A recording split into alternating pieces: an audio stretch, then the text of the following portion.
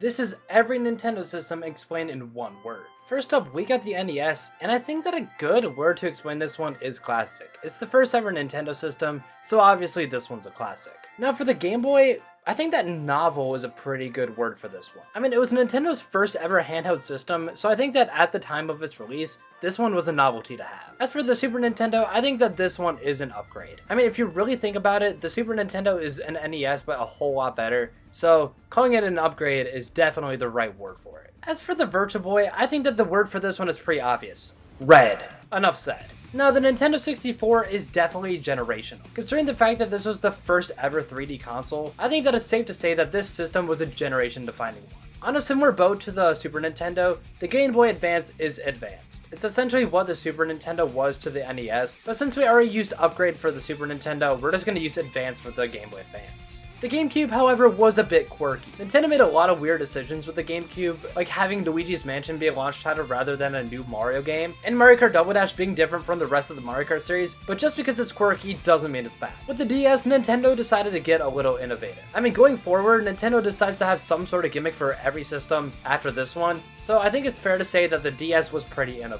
As for the Wii, this one is nostalgic. Whether it's me or many others, a lot of people grew up with this Nintendo system, so a lot of people have nostalgia for it. Going back to gimmicks, I think that the 3DS was a bit gimmicky, especially with it having a 3D slider that was barely used in any games, and the fact that there was a remodel that completely removed the ability of 3D. I think that the main selling point of the 3DS was quite a gimmick.